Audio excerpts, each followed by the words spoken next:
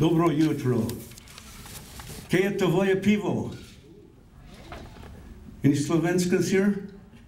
That was something that my great-grandfather would have said just about any place that he went, and it simply means, hello, where's the beer? Huh? Well, we're going to talk a little bit about why there isn't any beer, there wasn't any beer, but first I'd like to tell you what an honor it is for me, one, to come up here and to be able to come up and be on the same dais as Tony Nkashola, who is just an incredible individual, cultural icon, teacher, and a very, very good man. And I also want to recognize that we have, tonight we had, in the Salish language, tribal council is pronounced Cha'upan. And Cha'upan simply means the 10.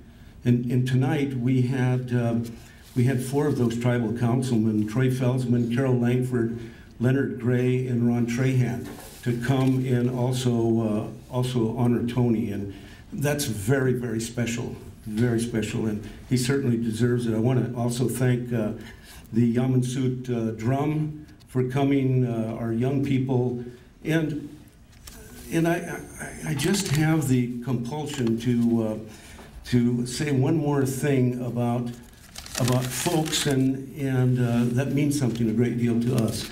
And that's that this has been a really, really difficult year for the Montana Historical Society as far as cutbacks through our state legislature, and because of that,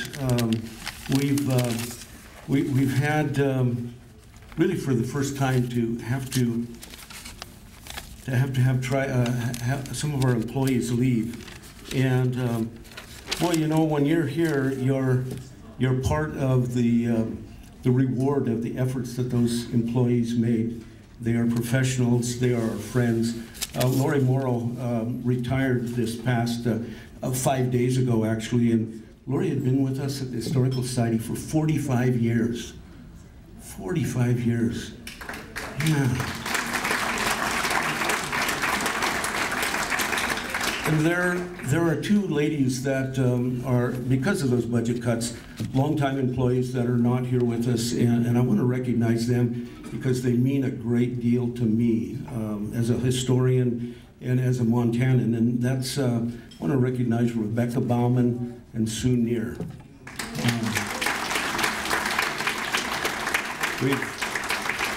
We've had others that have gone, and I want to include them as well, but you know, I usually don't get a chance like this to thank people ahead of time, but here I am up at the dais, the last speaker of the night. I can see heads already bobbing, but I want to take time and thank my wife we're in our 45th year of marriage, my wife Carol, who's here.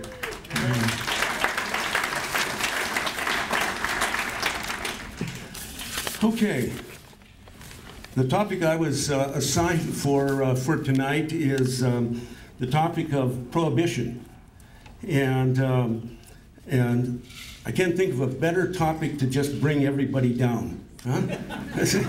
Your heads are bobbing, and you're going to be either really angry when we're done or completely asleep. But every once in a while, I'm going to pound on the dais just to wake you up. Okay? All right. Forgive me.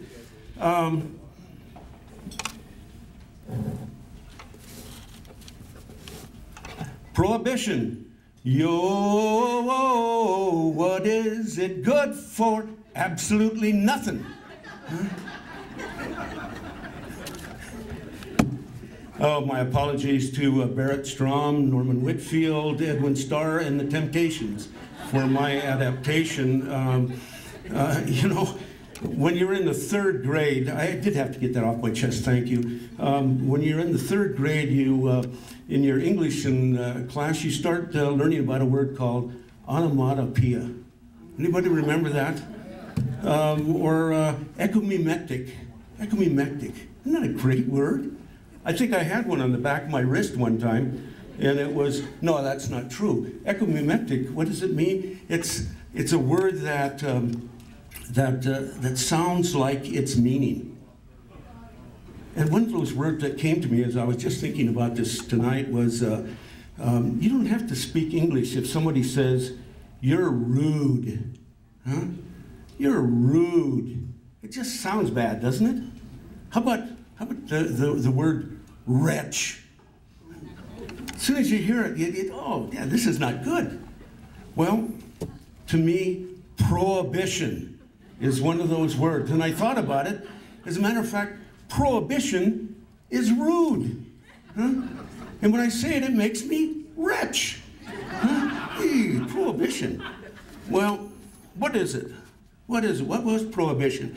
In Montana, we've tried prohibition actually many times, and there are a number of things that lead up to prohibition, which is simply, at least it was here and in the United States, it was simply the prohibition of manufacturing, transporting, possessing, using alcohol. Huh? Using alcohol. And when it came around at a time when it was probably right for that. What was going on during all these classes that we've had the last 2 days, what was going on in the country? There was a great deal of political chaos. Women were working for the right to vote. We had civil unrest. We had World War I. We had immigration. There were a number of people that sensed things just aren't going well here, right? And they wanted to put their finger on what is it that's causing all of these ills in the United States. And they chose alcohol. Huh? They chose alcohol. And there were groups that were really worried about the fact that, especially here in Montana, that we were beginning to lose our agrarian way of life. Our agrarian, in fact, as they called it, the idealistic agrarian way of life. Doesn't that sound good? Huh?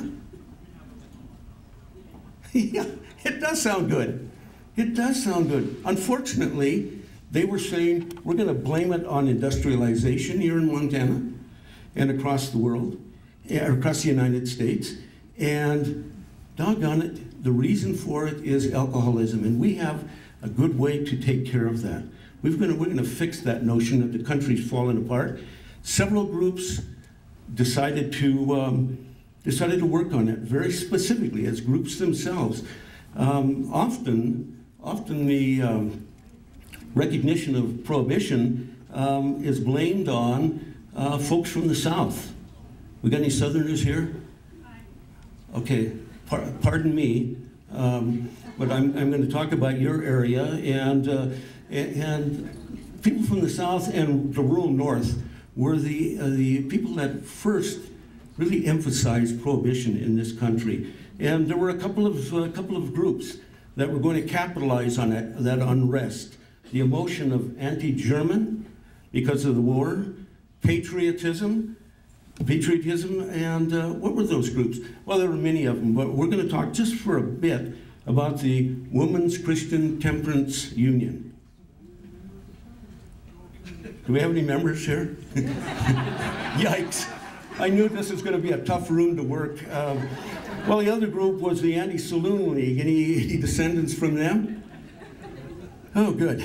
Okay. Well, they were generally made up of whom? Well, church groups. Church groups were a good place to start if you're looking at eliminating alcohol in the country.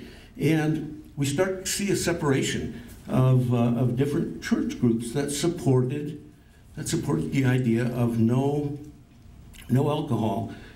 Baptists, Methodists, Presbyterians, Congregationists strongly supported prohibition.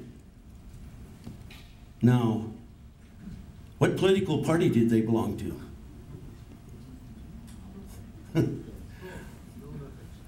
Well, primarily they belonged to the Republican political party. Talking about party politics in Helena. How fitting. Okay. Liturgical churches, generally speaking, didn't support prohibition. Who were they? Well, they were the Catholics, the Episcopals, the Lutherans, and the Jewish population.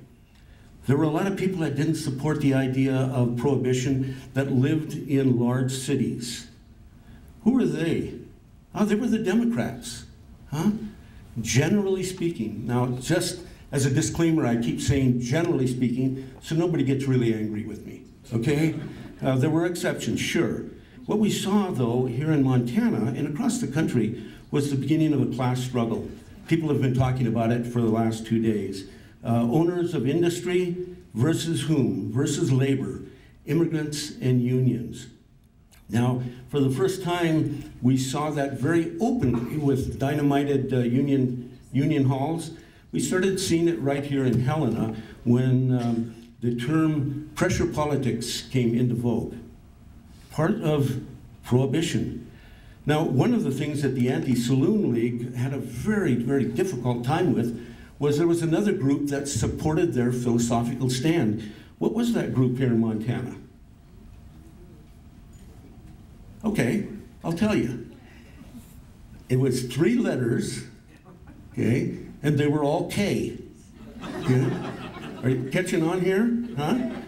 The Ku Klux Klan. We had the Klan in Montana. It was in every state, actually, in the Union at that time. And they supported prohibition. The poor Anti-Saloon League had such a difficult time distancing themselves from that. And so what happened? Well, it took off across the country that it was patriotic to support. You were a good American if you supported prohibition. And it went up to a vote. And it passed. It passed. Woodrow Wilson, the president at the time, vetoed the bill. And I'm sure you all know that. And then it was overridden by a 2/3 majority of the Congress. And it came into being as the Volstead Act. That sounds rude, doesn't it? It makes you rich. Huh? Volstead Act, yeah, became effective. Now, how did that affect Montana?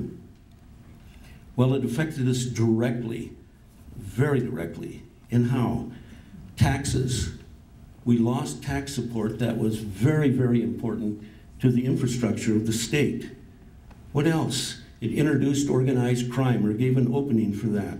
Thousands of people here in this state were put out of work. They became something that was called victims of legislated morality. Doesn't that sound creepy? Huh? Oh, I'm sorry, he's a victim of legislated morality. Have pity on him. Well, who were those people, those victims? Well, they were farmers to begin with. They were brewers, wineries, distillers, saloons, restaurateurs, truckers, railroads, government employees that didn't have that tax base. Farms bankrupted. And who was directly affected by that? The banks. It was very, very difficult. And one of the things that came out of Prohibition, very, very important, certainly to me, was that breweries were forced to close down. How many breweries did we have in Montana prior to Prohibition? Hundreds. Well, I like that answer. It's wrong, but I really like it.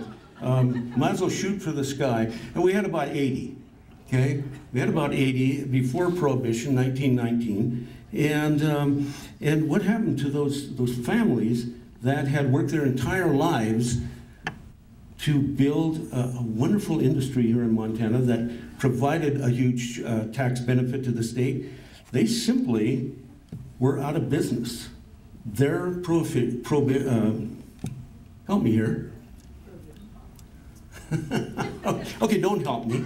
Okay, their livelihood was suddenly made illegal. Okay, it was illegal. What did they do? They had millions of dollars across those 80 breweries, and suddenly it was against the law to use their product. So they had to sell off their assets. They were not compensated in any way by the national government or the state government. They simply were put out of business. Now, what did they had to sell their buildings, their autos, their trucks, their machinery, their horses, their wagons, their buildings. Many breweries had their employees living in company houses. They had to get rid of them as well. What else happened? It hurt communities in the way that when breweries shut down, sponsorships suddenly disappeared in those communities. Sports teams, no sponsorship. Civic donations. In Butte, isn't it wonderful, no matter what we talk about, it always comes back to Butte at some point, huh? Okay? Well, I wonder why. Yeah, a lot of breweries in Butte, a lot of priests, a lot of confessionals. No matter what it is, it always comes back to my favorite city. And in Butte, there were civic organizations that would sponsor an entire page to help the citizens in their city. And the breweries had to pull out of that because they didn't have the money anymore, and their business was illegal. Who did that affect? Well, it affected civic donations to orphanages, to church groups, to polio victims, to veterans. And who did it really affect? Every one of those little kids that went to public school, because their taxes had been, their tax supports had been changed dramatically. Those breweries, they tried to stay in business. How did they do that? What do you think? Wonderful businesses, well, they produced something really, really horrible called near beer. Anybody ever taste near beer? 0.5% alcohol, and the other 99.5% is just yuck. Huh? It's awful. Near beer. They produce cheese, jams, jellies, soda pop, juices. Some Montana breweries became canneries. Anybody ever been to Red Lodge? When you drive into Red Lodge, that huge building as you're just coming into town, that was the Red Lodge Brewing Company. And it turned into a pea cannery. Not the same, just not the same. Some were turned into warehouses. The brewery in Lewistown became a honey factory. Some were turned into barns, seed companies, ice plants. One was a community dryer for products. But I think one of the most dreadful circumstances was the federal government got involved and said, not only do we have prohibition, but we have something that will take the place of beer. Take the place of beer. And they tried that in Montana. Have you ever heard of a drink made with a Brazilian product called yerba mate? You can still buy the stuff in health food stores. Okay. Well, I talked about yuck with the cereal beverages, with the near beer. This is your assignment. We've had teachers talking here. Your assignment is to go to a health food store tomorrow and buy a 12-ounce can of yerba mate. Buy a 12-ounce can of a good beer. Drink that Butte Special, and then follow it, chase it with a yerba mate. Oh, bad, very, very bad. That's what the government said would replace beer. It simply didn't work, huh? Well, what changed the sentiment? We voted in this horrible act of prohibition. We put all of these Americans and Montanans out of a job. We lost the taxes that supported our schools. Did that change alcohol in the United States, and specifically in Montana? No, not at all. It simply went underground. Why were people starting to think differently about it? Well, because they were realizing that loss of taxes. They weren't necessarily striving for a higher plateau of being. They just didn't have the taxes. And those people that supported often, generally, there's my word again, that generally supported prohibition, those businessmen, they were finding that the citizens in their communities didn't have the money to come in to their retail stores and buy their products. Boy, suddenly prohibition wasn't sounding quite as good. Went underground. What did it do? Well, it made a generation of citizens lawbreakers. I bet some of your families were lawbreakers. I know my family was a lawbreaker. My great-grandmother had a home still in the Lozar house in East Helena. And she helped, because my grandfather had lost his saloon in East Helena, and so Grandma had to supplement the income. And how did she do that? she commenced brewing and distilling in her house. As a matter of fact, there were a lot of different ways that people hid, those illegal citizens now, hid their law breaking. Some had trapdoors in their houses.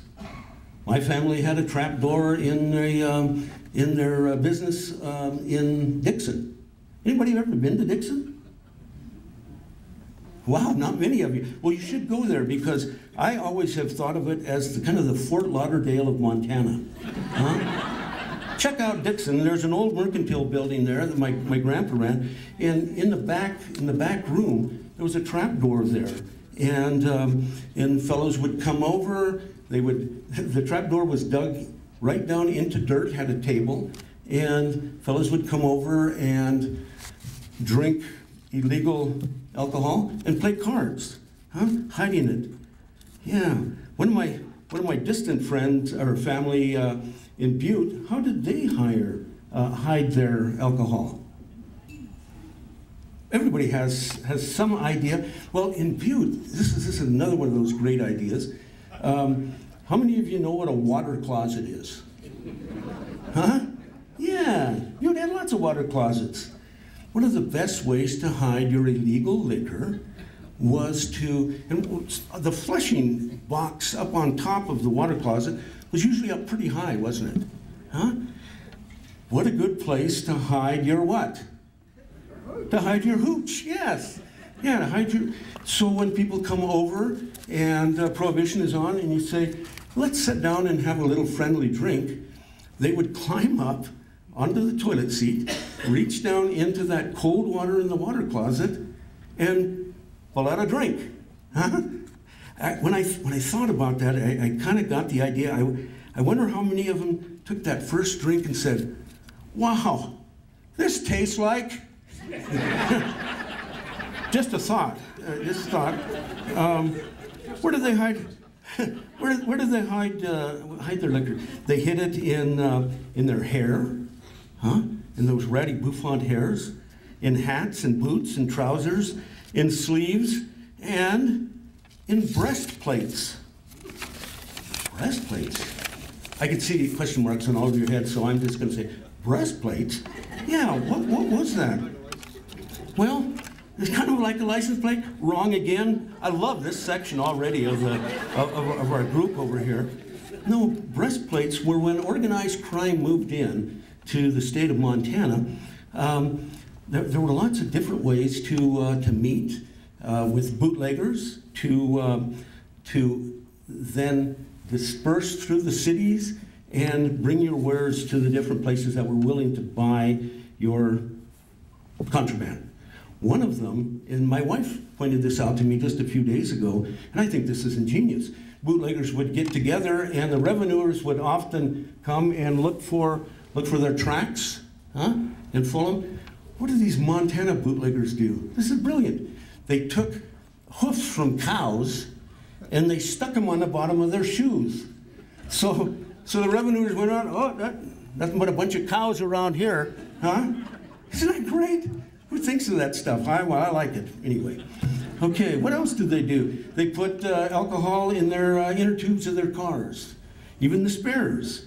They put it in their canes. And they would unscrew the top of their cane and have a little nipster. Huh? My favorite, the breastplates. They would have ladies with these steel cans or canisters, and they would strap them to around their breasts, and they had a little spigot for dispensing, and a heavy coat, and they would go out into the neighborhood and dispense. That's how one of them got busted, by the way. She was caught dispensing from her breastplate, and again, my mind is wandering, and I got to thinking that what are a couple of guys setting up town watching one of these buxom ladies walk by, what would they say to themselves? Wow, there goes a couple of cans. Huh? Woo! And they'd be telling the truth, wouldn't they? Huh? Yeah. Well, that's right. That's right. So, There was a lot of confusion over what was worth going after by the revenuers, because they didn't know for sure what actually was intoxicating.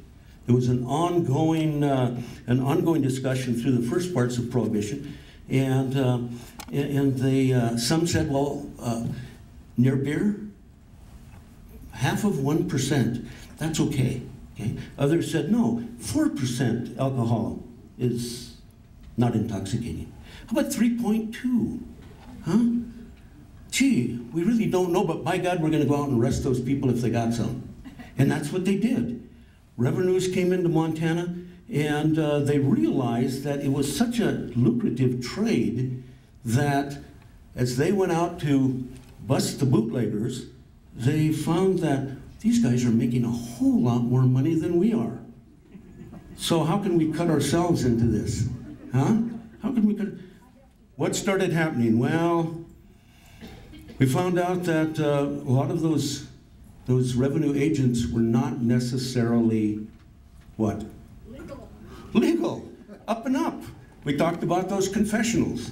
Yeah, they should have visited them, because they were out and they often would bust somebody that had illegal alcohol, hold it for a few days, and then sell it back to them. Huh? And sell it back to them. Oh, great return on your money. Prostitution got involved. How about the old saying, a trick and a drink for one price? Now, is that marketing or what? Huh? Oh, Montanans are great, aren't they? And one of the things that, any lawyers in the crowd here? I know there's at least one. Huh? Any lawyers in the crowd? Okay, all right. They're really, there's a few in here, they're really reluctant to pick their hands up, but believe it or not, there were pretty illegal minded lawyers. And what they would do is when somebody got busted, people would go to them to represent them before the courts, and the lawyers would charge, get this, exorbitant prices. You ever hear of an attorney charging an exorbitant price? Well, the poor guy that wanted him to represent him ended up having to pay that price, because the attorneys would say, if you don't pay me my price, I'm going to say you're guilty. Huh? I'm going to say you're guilty. Wow. Wow, what do you do about that?